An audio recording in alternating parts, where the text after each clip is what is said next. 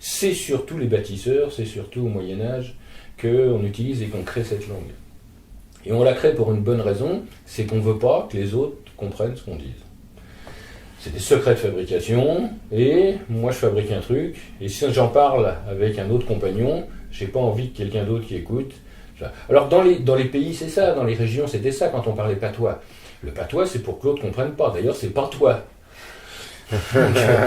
Moi je parle, puis toi tu comprends pas. Alors après on a eu toutes les langues de corporation. C'est-à-dire les bouchers par exemple, l'argot des bouchers, il n'y a que les bouchers qui comprennent. Ah oui, j'avais entendu parler, ils mettent des âmes... Oui, par contre l'argot des bouchers c'est l'arguemuche des louchébèmes. Voilà, c'est-à-dire qu'ils mélangent des choses et quand moi j'ai entendu des gens qui parlent comme ça, on comprend rien du tout. Hein. Et c'est fait exprès. C'est une manière de renforcer la corporation, la communauté et surtout de garder les secrets à l'intérieur. Alors les premiers qui utilisent ça, c'est ceux qui transmettent l'information. Il n'y avait pas la télé à l'époque. Donc pour transmettre l'information, il y avait des gens qui allaient de ville en ville, de château en château, et qui racontaient les infos. Alors des fois ils étaient un peu passés, parce que le temps qu'ils viennent, l'info elle était partie, ou ils racontaient des histoires, des grandes histoires de l'humanité. C'était un peu le spectacle, quoi. Alors ils racontaient ce spectacle-là, et dedans ils pouvaient cacher des messages subliminaux qui sont compris par certains. Et ceux qui faisaient ça, c'était les trous-verts, donc les 3 fois verts. Encore, même dans leur nom, il y avait le nom de la langue des oiseaux, puisque vous savez que le mot vert, la couleur verte, c'est la connaissance des choses cachées. Souvenez-vous, nous on est dans une bulle, on habite à l'endroit, puisque quand on dit à quelqu'un de quel endroit tu viens, c'est qu'il y a forcément un envers. Et à l'envers est la connaissance, puisqu'il y a la lumière, donc on a mis et on a décidé que c'était cette couleur verte. Donc à chaque fois qu'on verra cette couleur verte quelque part, c'est un symbole dit attention, il y a quelque chose de caché derrière. Alors ils s'appelaient les trous verts. Forcément. Et ça, c'est ceux qui étaient dans le nord, puisque vous savez qu'entre le nord et le sud, on n'avait pas la même langue. On avait la langue d'Oc et la langue d'Oïl. Donc la langue d'Oc qui a laissé la région du Languedoc au sud, et la langue d'Oïl qui est le nord. Donc à l'œil, c'était les trous verts, et en bas, c'était les troubadours. Mais c'est un peu comme la tradition africaine, où on a les griots. Le griot, c'est celui aussi qui a toutes les généalogies, qui raconte toutes les histoires. Il faut savoir qu'à l'époque, les traditions, elles étaient plus orales qu'écrites. Donc il fallait bien qu'il y ait quelqu'un qui transmette ces informations. Alors ces trous-verts nous racontent des tas d'histoires, ils nous racontent des grandes légendes, la chanson de Roland. Imaginez, il n'y a pas de télé, mais il y a des conteurs qui sont capables de nous mettre dans le bain. On y croit, quoi. C'est-à-dire que vous êtes ici dans la salle d'un château, ou alors au milieu du village, c'est la nuit, il y a un feu au milieu, il y a un type qui est assis, et il commence à raconter. Et là, on voit les personnages qui arrivent. On y croit. On est dedans. On est au milieu de la bataille. On voit des dragons, on voit des merlins. On y croit, on est dedans. Hein. Le 3D qu'on a aujourd'hui, c'est de la rigolade par rapport à ça. Hein. On y croit tellement qu'il participe. Et quand il ménage ses effets, il dit ici, il y a le dragon qui arrive. Et là, on voit tous les enfants qui crient, qui parlent partout, dans tous les sens. On y croit. Et il sort des accessoires, c'est-à-dire qu'il ouvre sa musette et hop, qu'est-ce qu'il sort? Une corne de dragon. Il a fait passer à tout le monde, et tout le monde, ah, ça prouve bien que c'est vrai, il y a une corne de dragon. Il dit, j'y étais. Il parle à la première personne, et on y croit. Alors c'est tellement fort qu'il y a des gens de corporation, c'est-à-dire des gens qui fabriquent des choses, se disent, et si à travers ces histoires-là, qu'on raconte à tout le monde, ils véhiculaient des secrets de fabrication. Moi, j'appartiens à la corporation des verriers, j'ai trouvé quelque chose, et j'aimerais bien que tous mes amis verriers, même ceux que je ne connais pas, connaissent ce secret de fabrication. Alors qu'est-ce que je vais faire? Je vais l'intégrer dans une histoire, sans même savoir, sans dire ce que c'est. Ça veut dire que celui qui raconte cette histoire, il ne sait pas forcément ce qu'il dit, mais celui qui l'entend, si ça arrive au bon endroit, il va comprendre quelque chose. C'est par exemple les contes et les comptines. Vous savez, la souris verte qui court dans l'herbe, je ne sais pas si on en avait parlé déjà, mais une autre, au clair de la lune. Au clair de la lune, mon ami Pierrot, prête-moi ta plume pour écrire un mot, ma chandelle est morte, ouvre-moi ta porte pour l'amour de Dieu, ça ne veut rien dire. Mais si j'écoute un peu au clair de la lune, mon ami Pierrot, et bien peut-être que c'est quand je présente ma pierre à la lune, ça va faire une pierre qui se transforme en eau claire. Et ben c'est ça. En gros, je vais vous expliquer un truc, on va prendre une matière, on va la présenter à la lune, ça va faire un liquide, et dans ce liquide, il y a la lumière qui va descendre. Pourquoi? Parce que mon chandelle est mort. Mais nous, on va entendre le chant d'elle est mort. Donc ça veut dire que le volatile s'est fixé. Ben, c'est un mode d'emploi, c'est une manière de fabriquer quelque chose. Il y en a un autre, Cadet-Roussel à Trois-Maisons. Cadet-Roussel à Trois-Maisons. C'est Cadet-Roussel à Trois-Maisons. Mais si j'écoute Cadet, c'est jeune, Roux, c'est rouge, et Sel, c'est le sel. Donc c'est un jeune sel rouge. Et bien ça, c'est un autre mode d'emploi. Et puis en plus, il a 3 maisons, il n'en a pas 12, il n'en a pas 8. Donc 3, ça va être important, puisqu'on fait 3 passages, puisque tout ce qui est autour de nous, on appelle ça la matière. Mais on entend l'âme un tiers d'âme et 2 tiers d'autre chose. Donc voilà, quelqu'un qui va raconter cette comptine, eh bien, va savoir qu'il se passe quelque chose. Donc à travers toutes ces contes et ces comptines, eh bien, pour pouvoir cacher ces secrets, on va utiliser cette langue. Et cette langue porte le nom, évidemment, de la langue verte. Donc là, on est au Moyen-Âge. D'ailleurs, on dit « tu m'as répondu vertement ». Et à l'époque, comme on ne comprenait pas ce qu'on disait, il y avait les sauvages de l'époque. Et les sauvages de l'époque, c'est quoi? Ceux qu'on fait du gothique. Vous savez que là, on est au roman. Le roman, ça veut dire que c'est rond, ça veut dire qu'il n'y a pas d'ornement, ça veut dire que c'est plutôt lourd, il n'y a pas de grandes ouvertures, il n'y a pas de grandes fenêtres. Et à ce moment-là, il y a des types qui décident, nous, on est les hooligans de l'époque, et on va faire des trucs incroyables. Vous allez voir, on va vous faire des bâtiments super hauts, avec des fenêtres partout, avec des flammes qui sortent. Alors imaginez que les gens, ils étaient habitués à des trucs sobres, ils voient ça. Nous, on trouve ça génial aujourd'hui, les cathédrales. Mais les gens qui voyaient ça à l'époque, c'était des bourgs, hein. Donc ça veut dire qu'ils disaient, bah non, c'est des sauvages, on va pas faire ça. Alors comme c'était des sauvages, c'était des goths. Et donc évidemment, c'est devenu l'argote. Et l'argote est devenu l'argot. Et finalement, toutes les langues d'argot, c'est une manière de transmettre des secrets sans qu'on sache vraiment comment, pourquoi, d'où ça vient, puisque c'est une langue qui va cacher ses secrets à l'intérieur. Alors vous voyez, elle va surtout prendre son essor au Moyen-Âge, avec les bâtisseurs, avec les troubadours, avec les trouvères, mais là-dedans, point de trace d'Égyptiens.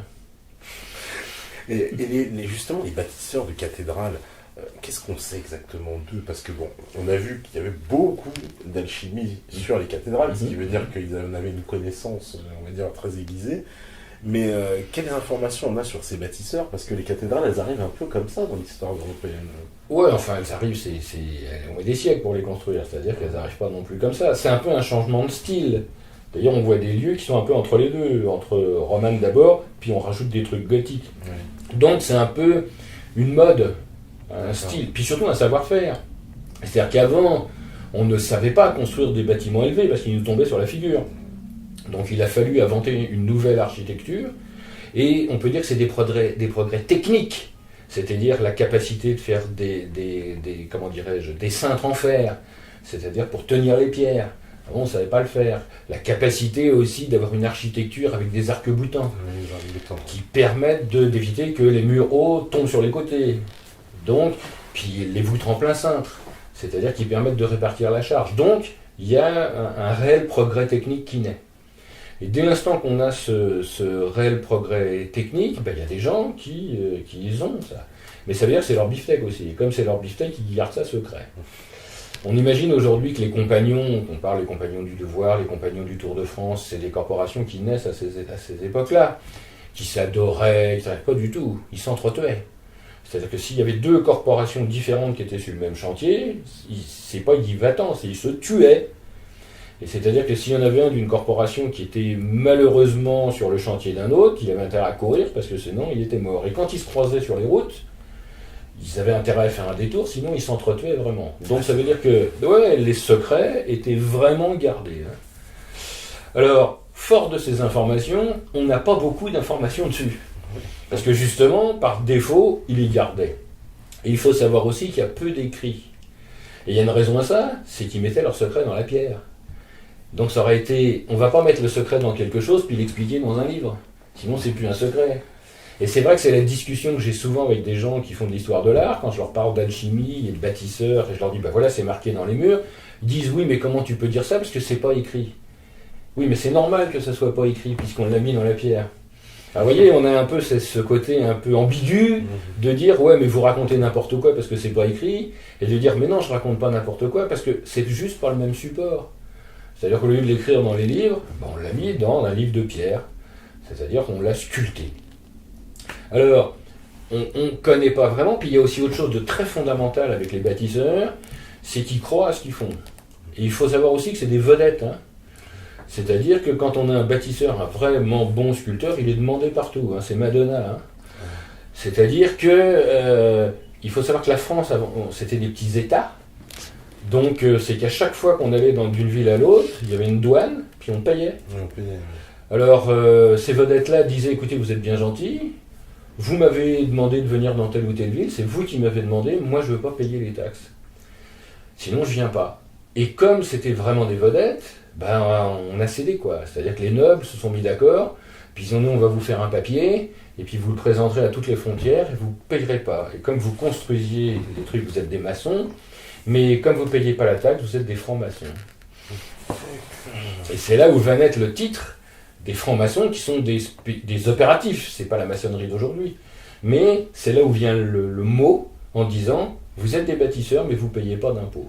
Ah, d'où cette filiation qu'on est constamment cathédrale, franc-maçon. Exactement. Etc. C'est pour ça qu'on va avoir avec la franc-maçonnerie moderne cette filiation entre les bâtisseurs qui sont des opératifs. Après, c'est des sociétés d'hommes qui sont spéculatives, c'est-à-dire qui ne fabriquent rien, mais qui gardent la même philosophie. C'est-à-dire qu'on va bâtir, on bâtit des lois, on bâtit le bien-être des gens, ou chaque corporation fait ce qu'il veut, mais ce n'est pas des opératifs. C'est-à-dire on ne construit pas, on ne bâtit pas des cathédrales, on ne fait pas des choses. Donc c'est cette ambiguïté, c'est de dire que les bâtisseurs ont été là, c'est sûr, ils ont fait plein de choses, c'est sûr, mais qui ils étaient, qu'est-ce qu'ils ont fait, on n'en sait pas grand-chose. Alors on en sait encore moins, c'est que comme ils croyaient à ce qu'ils faisaient, bâtir une cathédrale, c'est pas comme construire une maison, c'est-à-dire que celui qui commence à construire la cathédrale, il verra jamais la fin. C'est obligé. C'est-à-dire une cathédrale, ça va se construire sur 100 ans, sur 150 ans, sur 200 ans, donc il sait que s'il met les premières pierres, il verra jamais la fin. Donc quel altruisme quand même. C'est-à-dire que vous construisez un truc, mais vous savez que jamais vous le verrez fini. Donc il faut avoir une vision quand même de l'humanité, de l'éternité, qui est beaucoup plus grande qu'aujourd'hui. Nous aujourd'hui on fait un truc, on voudrait le voir fini. Généralement on voudrait le voir fini vite. Mais eux, ils ont le temps. Et c'est ça aussi quelque chose d'important, c'est qu'ils ont le temps. C'est-à-dire que s'il faut 100 ans pour faire un truc, il faut 100 ans. Aujourd'hui vous connaissez beaucoup de projets qui vont durer sur 100 ans, il n'y a aucune chance. Hein. Nous on voit tout à court terme. Et il y a aussi autre chose de fondamental, c'est qu'ils croient tellement à ce qu'ils font que ce qu'ils font passe avant eux. C'est normal puisqu'ils ne vont pas survivre à leur œuvre. Et il y a quelque chose qu'on va remarquer, c'est qu'ils ne signent pas leurs œuvres. Vous pouvez aller voir dans toutes les cathédrales, les bas-reliefs, les sculptures, rien n'est signé. Rien n'est signé.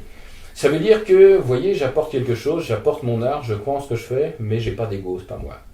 Et à la Renaissance, tout change, on signe. Ça veut dire on dit c'est moi qui l'ai fait.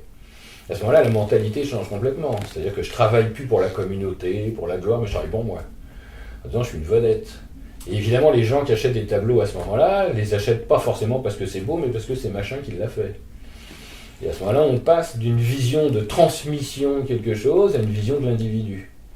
Et aujourd'hui, on est dans cette société. C'est pour ça qu'on peut avoir des bouses, mais si elles sont signées par quelqu'un de connu, on va dire « Oh, quelle belle œuvre d'art, c'est merveilleux, c'est extraordinaire ». Alors que s'il y a un truc qui est beau, mais qui est signé par quelqu'un qu'on ne connaît pas, on va dire « c'est moins intéressant ». On est passé finalement de la beauté à l'esthétisme. C'est-à-dire que la beauté, c'est la capacité de voir la lumière en chaque chose, et l'esthétisme, c'est culturel. Il faut qu'on m'explique. C'est beau parce que ça décore, mais c'est pas beau parce que ça raconte une histoire. Alors, il faut savoir que l'art, en général, jusqu'à très récemment, est toujours sacré. C'est-à-dire que c'est récent qu'on voit des paysages, qu'on voit des scènes, mais avant, c'était que de l'imagerie religieuse. C'est-à-dire que l'art ne sert qu'à ça, ne sert qu'à servir Dieu. Vous pouvez regarder toute la peinture du Moyen-Âge, il n'y a pas de paysage, il n'y a pas de scène, il y a quelques rares, il y a Bruegel qui a fait des choses, des scènes populaires, des fêtes, des choses comme ça, mais c'est rare. On a des portraits aussi. Oui, des portraits. Alors pourquoi on a des portraits ? Parce qu'on se mariait à distance et que, évidemment, on envoyait la photo, entre guillemets, la peinture de la personne avec qui on allait se marier. Des fois, on avait des surprises parce qu'on recevait la peinture quand il avait 20 ans, puis lui, quand il arrivait, on avait 80. Quoi. Donc, évidemment, et les filles, c'était pareil. Hein. Donc, on avait des portraits de cette nature-là. Donc c'est plus un état d'esprit, c'est plus une philosophie, c'est plus quelque chose global que de l'individualisme, ce qui veut dire qu'on ne parlait pas des gens. Donc comme on ne parlait pas des gens, on n'a pas d'histoire sur les gens. Alors qu'aujourd'hui, on dirait, machin, il a fait ça, voilà ses œuvres, voilà comment il a vécu, voilà où il est mort, voilà où il est né. Et du temps des compagnons, c'était pas le cas. Donc c'est pour ça qu'on n'a pas de traces dessus. Parce que déjà, ils parlaient pas d'eux. Donc on parlait pas d'eux non plus. On en parlait au présent. C'est-à-dire qu'il y en a un qui voulait bâtir une cathédrale, il disait, moi j'en connais un, il a bâti une cathédrale dans cette ville, il est super bon, c'est à lui qu'il faut que tu demandes. Et donc il venait à ce moment-là. Alors il y a quelques maîtres dont on connaît les noms, parce qu'ils ont été glorifiés, et après leur mort, on a mis des cartouches, on dit c'est un tel bâtisseur de tel truc, qui a fait ça, donc on le sait. Mais il n'y avait pas de marketing direct, quoi. C'est-à-dire qu'on n'était pas dans l'idée de la glorification de l'individu, et par conséquent, on n'a pas d'informations dessus. C'est pour ça qu'il n'y a pas d'infos comme ça. Non. Les seules informations qu'il y a, mais auxquelles on ne peut pas accéder, c'est les corporations. Oui. C'est-à-dire que les bâtisseurs de cathédrales appartenaient à des cayennes, c'est-à-dire des maisons compagnoniques. C'est-à-dire que les compagnons vivent en communauté. Hein. C'est-à-dire que quand ils apprennent, ils sont dans une maison où il n'y a pas de femme, il n'y a qu'une seule femme, qu'on appelle la mère. Et c'est elle qui s'occupe, qui fait à manger, qui s'occupe comme des enfants. Et ça veut dire que ces compagnons se retrouvent ensemble, ils mangent ensemble, ils vivent ensemble. Et ils ont aussi des cérémonies d'initiation. C'est-à-dire quand on change de grade, entre apprenti, compagnon, quand on acquiert la maîtrise, eh bien, il y a des cérémonies. Et ces cérémonies, il peut y avoir des traces. Et là, il peut y avoir des traces de corporation. On peut savoir, puisque les noms sont marqués, qui était dans quelle ville, qu'est-ce qu'il a fait. Après, il a fait son tour de France. Donc, il est allé dans telle ville, il a vu tel patron, il a fait telle chose. Sauf que ces archives, elles sont à l'intérieur des corporations et on ne peut pas y accéder. Alors la langue des oiseaux, bien sûr, est utilisée par les alchimistes depuis la nuit des temps, mais pas seulement par les alchimistes, on peut dire par tous les cherchants. C'est la manière d'entendre les mots autrement. Ceux qui nous transmettaient ça, c'était les trouvères. Les trouvères, c'est les 3 fois vers. Alors pourquoi 3 fois ? Et je vais commencer donc cette explication, c'est que tout ce qui est autour de nous, on appelle ça la matière. Mais nous, aujourd'hui, on va entendre l'âme à tiers. 1 tiers d'âme et 2 tiers d'autre chose. Par conséquent, 3 passages. Et c'est pour ça qu'ils sont 3 fois vers. Donc ces 3 passages, bien sûr, quand on aura fait ces 3 passages, on pourra trépasser, à condition qu'on ne trébuche. Et pour ce faire, on sera un apprenti sage. Et si l'apprentissage fait ces 3 passages, alors évidemment, il aura trouvé cette vérité, c'est-à-dire cette quête. Bien souvent, l'homme a besoin d'intercesseurs entre lui et l'univers et les dieux. Il a appelé ça des anges. Mais nous, on va chercher en je. Donc on voit où ils sont. Et quand on fait le lien entre l'intérieur et l'extérieur, alors c'est ce qu'on appellera un arc-en-je. L'archange, évidemment. Et à ce moment-là, les deux vont se réunir, 2 ne faisant qu'un, c'est le bi-un. Vous voyez, je n'ai fait qu'utiliser des mots, j'oserais dire des mots communs, comme un, pour décrire, décrypter, c'est-à-dire sortir de la crypte, sortir de la tombe, sortir de l'intérieur de la terre, du vitriol de tout à l'heure, pour trouver les secrets. Et les secrets, c'est là où ça se crée, bien sûr. Et c'est pourquoi les lieux sont sacrés, comme le pic du Bugarach, parce que si c'est sacré, ça crée. Donc ça, c'est la première manière d'entendre cette langue des oiseaux. Alors évidemment, je vous entends bondir tout de suite, parce qu'on dit oui, mais il fait en français, ça marche. Et à l'époque, eh bien, les gens parlaient en grec, en latin, ou dans d'autres langues. Eh bien, ça marche dans toutes les langues, évidemment. Par exemple, en anglais, qui est une langue un peu plus synthétique, eh bien, la voie que les anglo-saxons suivent, c'est plutôt une voie de chevalerie. D'ailleurs, la quête du Graal est bien la quête des chevaliers. Je reviens à Artus, par exemple, qui est les chevaliers de la table ronde. Eh bien, quand on dit à quelqu'un en anglais « réveille-toi le matin, lève-toi », on va lui dire « wake up ». Mais nous, on va entendre « wake up », le chemin de la coupe. C'est quand même bien la quête du Graal. Surtout si le soir, on lui a dit « sois un bon chevalier », parce que « good night », vous l'entendez comme vous voulez. Donc le soir, on lui dit « sois un bon chevalier », le matin, on le réveille sur le chemin de la coupe. Évidemment, on a cette quête. Alors, la beauté n'est vraie que si elle est complète, beautiful, bien sûr. Donc, c'est bien la quête de l'unité. Donc, avec quelques mots, on peut déjà trouver.